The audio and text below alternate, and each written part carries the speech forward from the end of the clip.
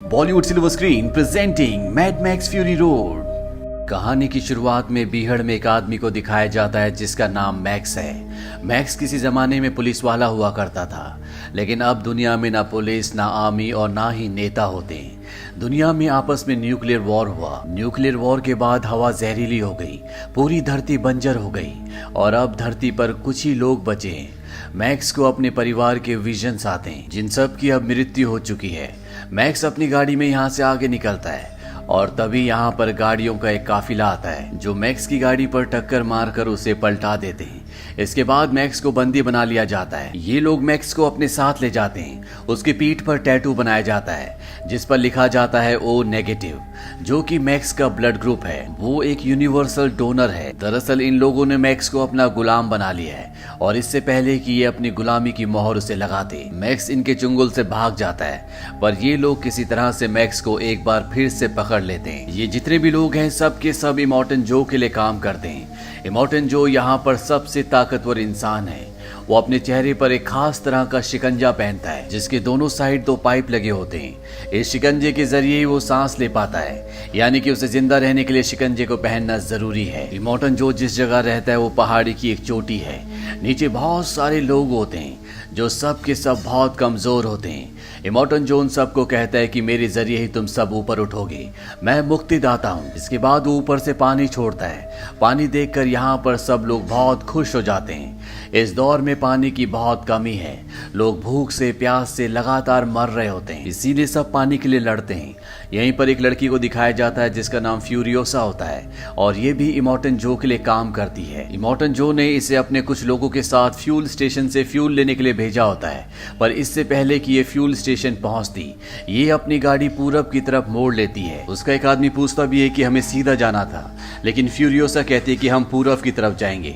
उसका ऑर्डर कोई भी टाल नहीं सकता क्योंकि वो सबसे सीनियर है, इसीलिए सभी गाड़ियां पूरब की ओर निकल पड़ती है। ये पूरा नजारा इमॉर्टन जो ऊपर से दूरबीन से देख लेता है। वो भागता हुआ एक चेंबर के अंदर जाता है जहां पर उसने 5 लड़कियों को बंदी बनाकर रखा था, जो लड़कियां उसके लिए बच्चे पैदा करेंगी ताकि उसका वंश आगे चल सके।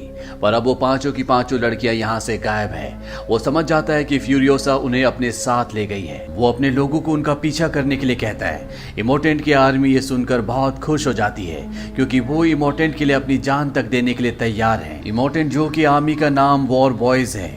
न्यूक्लियर रेडिएशन की वजह से ये एक बीमारी से ग्रस्त हैं, जिस वजह से इन सब को खून की जरूरत होती है और इसीलिए इन्होंने मैक्स को बंदी बनाया होता है। यहाँ पर एक वॉर बॉय को दिखाया जाता है जो बहुत कमजोर होता है, लेकिन वो फ्यूरियोसा को किसी भी तरह से पकड़ना चाहता है, इसीलिए वो अपनी गाड़ी के आगे मैक्स को बांध देता है। मैक्स के शरीर से एक पाइप निकल रहा होता है जिससे खून उस वॉर सोल्जर की बॉडी में जा रहा होता है ताकि उसको एनर्जी मिलती रहे और वो जंग में शामिल होकर इमॉर्टन जो के लिए अपनी जान देकर शहीद हो सके।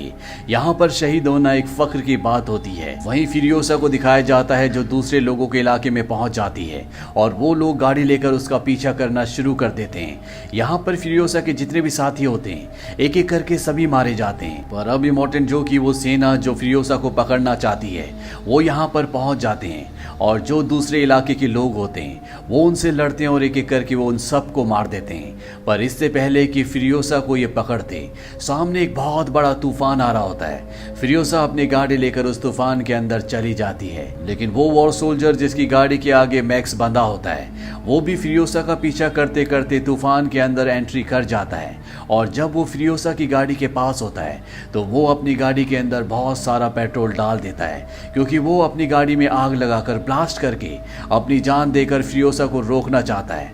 पर इससे पहले कि वो ब्लास्ट करता, मैक्स उसका हाथ पकड़ लेता है और अगले पल उसकी गाड़ी फ्यूरियोसा की बड़ी गाड़ी से टकराती है। वॉर सोल्जर की गाड़ी पलट जाती है।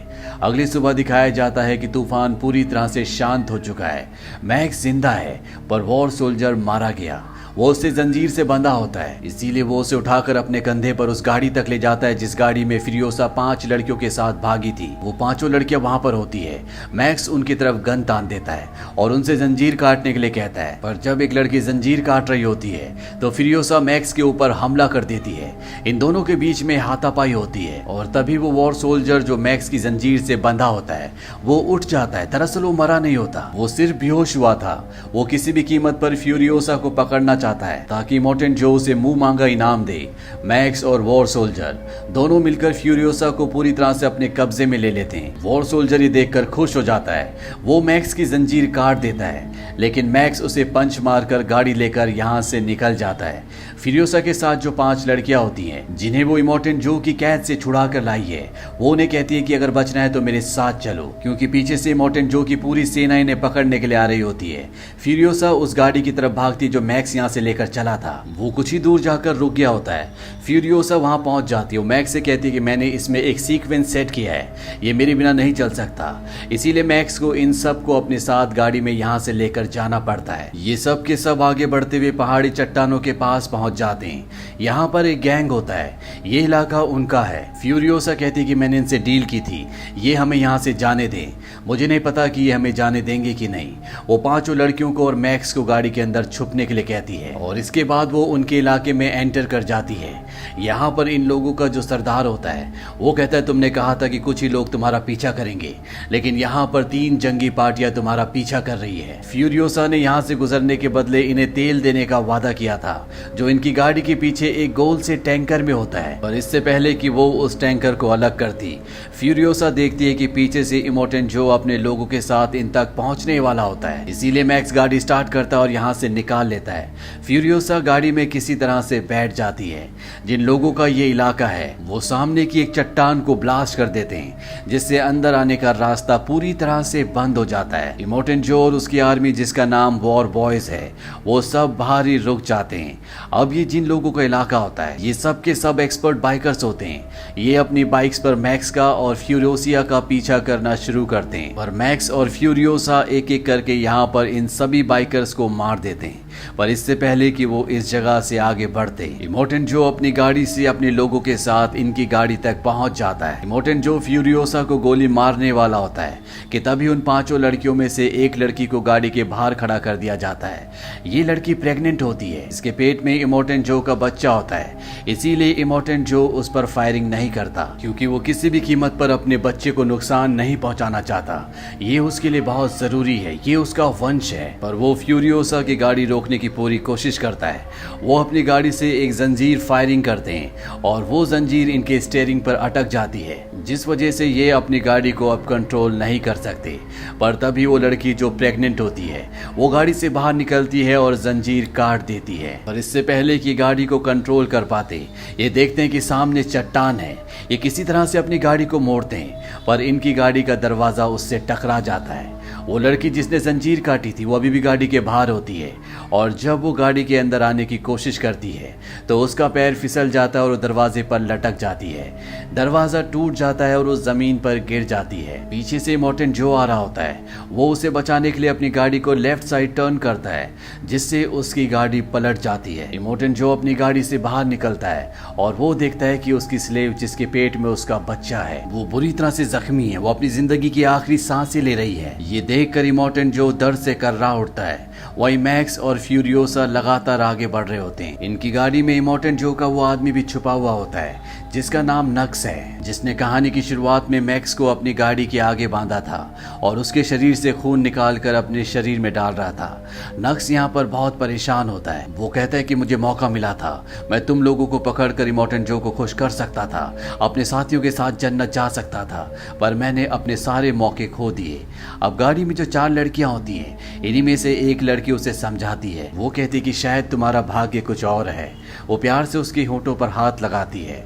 नक्स पूरी तरह से शांत हो जाता है। वहीं इनकी गाड़ी को चलते चलते पूरा दिन हो चुका है, अब रात हो जाती है। मैक्स और फ्यूरियोसा देखते हैं कि अभी भी इमोर्टेंट जो की गाड़ियों का पूरा काफिला इनका पीछा कर रहा होता है। इसीलिए मैक्स जमीन पर डायनामाइट बिछाकर अपनी गाड़ी लेकर वहां से निकल जाता है, और जब इमोर्टेंट जो का पूरा काफिला उस डायनामाइट के ऊपर आता है तो यहाँ पर ब्लास्ट होते हैं, जिस वजह से इनकी सभी गाड़ियां वहां पर रुक जाती है। पर एक गाड़ी यहाँ से निकलकर आगे बढ़ जाती है और वो लगातार मैक्स और फ्यूरियोसा की गाड़ी का पीछा कर रही होती है। और इससे पहले कि मैक्स और फ्यूरियोसा यहाँ से निकल पाते, उनकी गाड़ी का टायर एक दलदल में धंस जाता है, जिस वजह से वो आगे नहीं बढ़ पाते। इनके साथ जो नक्स है, जो इन्हें पहले मारना चाहता था, अब वो इनकी मदद करना चाहता है।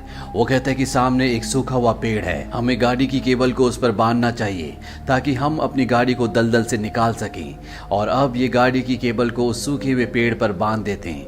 तभी वो गाड़ी जो इनका पीछा कर रही होती है वो इन तक पहुंच जाती है। वो लगातार इन पर गोलियां चलाती है और इससे पहले कि वो इन सबको मार देते इनकी गाड़ी दलदल से निकल जाती है।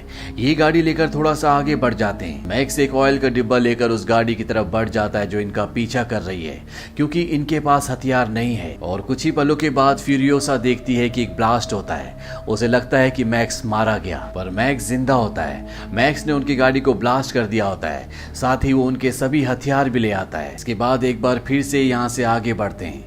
पूरी रात गाड़ी चलाने के बाद सुबह जब ये रेगिस्तान से आगे बढ़ रहे होते हैं तो फ्यूरियोसा को एक टावर दिखता है। वो बताती है कि बचपन में मैं जिस जगह रहती थी वहां भी ऐसा ही टावर था। ये उस टावर के पास पहुंच जाते हैं। फ्यूरियोसा वहां पहुंचने के बाद अपना नाम बताती है, अपने कबीले का नाम बताती है, साथ ही वो अपनी मॉम का नाम भी बताती है। और अगले पल इनके पास बहुत सारे बाइकर्स आते हैं। ये सब की सब फीमेल्स होते हैं। फ्यूरियोसा यहाँ पर अपनी मॉम से भी मिलती है। ये सब फ्यूरियोसा को पहचान लेते हैं। फ्यूरियोसा बताती है कि मेरे साथ जो ये 4 लड़कियां हैं मैं इन्हें ग्रीन प्लेस ले जाना चाहती हूँ। और तभी एक बूढ़ी औरत उसे बताती है कि जिस तरफ से तुम आ रहे हो वही ग्रीन प्लेस था जो पहले रहने लायक था, पर अब वहां रहा नहीं जा सकता। फ्यूरियोसा को सुनकर बहुत दुख होता है। इसके बाद ये सब के सब प्लान बनाते हैं कि ये सूखे हुए समंदर के उस पार जाएंगे ताकि अपने लिए नया घर ढूंढ सके। पर मैक्स इनके साथ नहीं जाता, वो अपनी राह खुद चुनना चाहता है। जब सब के सब चले जाते हैं तभी मैक्स को एक छोटी लड़की के विजन्स आते हैं। वो कहती है कि तुमने वादा किया था कि तुम मुझे बचाओगे, पर तुम मुझे बचा नहीं सके। मैक्स अपने पास्ट में इस लड़की की जान नहीं बचा पाया था।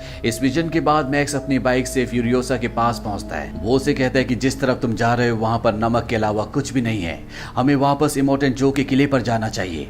वहां पर पानी भी है और हरियाली भी। एक बार अगर हमने उसे अपने कब्जे में ले लिया तो सब कुछ ठीक हो जाएगा। मैक्स की बात से सब सहमत होते हैं और एक बार फिर से ये उसी गाड़ी से जिस गाड़ी में तेल का टैंकर होता है इमोर्टेंट जो के किले की तरफ जाना शुरू करते हैं। रास्ते में इमोर्टेंट जो और उसके आदमी इनकी गाड़ी को देख लेते हैं। इमोर्टेंट जो समझ जाता है कि ये किले की तरफ जा रहे हैं, क्योंकि किले पर सैनिक नहीं है इसीलिए किले पर कब्जा करना चाहते हैं। इमोर्टेंट जो अपने आदमियों के साथ इनका पीछा करना शुरू कर देता है। मैक्स और फ्यूरियोसा इनके कई लोगों को मार देते हैं, पर इमोर्टेंट जो उन 4 लड़कियों में से एक लड़की को पकड़ लेता है। पर फ्यूरियोसा किसी तरह से इमोर्टेंट जो की गाड़ी तक पहुंच जाती है और वो उसके मास्क को खींच कर निकाल देती है, जिससे उसकी मृत्यु हो जाती है। पर अब भी उसके बहुत सारे वॉर बॉयज होते जो इन सबको मारना चाहते हैं। नक्श जो गाड़ी चला रहा होता है उसमें तेल का टैंकर होता है। वो उस गाड़ी को इनसे टकराता है जिससे एक बहुत बड़ा ब्लास्ट होता है और ये सब के सब मारे जाते हैं। वहीं फ्यूरियोसा बहुत कमजोर हो जाती है। मैक्स समझ जाता है कि उसे ब्लड की जरूरत है, इसीलिए उसकी बॉडी में अपना ब्लड ट्रांसफर करता है जिससे वो नॉर्मल हो जाती है। और अब ये इमोर्टेंट जो के किले तक पहुंच जाते हैं। वहां पर सैनिक भी होते हैं, पर जब ये इमोर्टेंट जो की डेड बॉडी दिखाते हैं तो वहां पर जितने भी लोग होते हैं वो सब के सब बहुत खुश हो जाते हैं और ये नारा लगाते हैं कि इन सबको ऊपर आने दो। इमोर्टेंट जो मारा गया है इसलिए यहाँ पर पानी भी खोल दिया जाता है। पानी देखकर सभी लोग झूम उठते हैं। वहीं किले के अंदर जितने भी वॉर बॉयज होते हैं वो फ्यूरियोसा और इमोर्टेंट जो की चारों पत्नियों का स्वागत करते हैं। यानी कि अब इस किले पर इन सब का अधिकार है। जहाँ पर जमीन से पानी निकालने के लिए बड़ी बड़ी मशीन्स है, यहाँ पर हरियाली भी है, इसीलिए कभी भी किसी को पानी की कमी नहीं होगी। और जब ये ऊपर जा रहे होते हैं तो फ्यूरियोसा मैक्स को देखती है जो भीड़ में होता है। मैक्स भी उसे देखता है और इसके बाद वो वहां से निकल जाता है। उसने जिस काम की जिम्मेदारी ली थी वो काम वो पूरा कर चुका है। और इसी के साथ ये कहानी यहीं पर खत्म हो जाती है।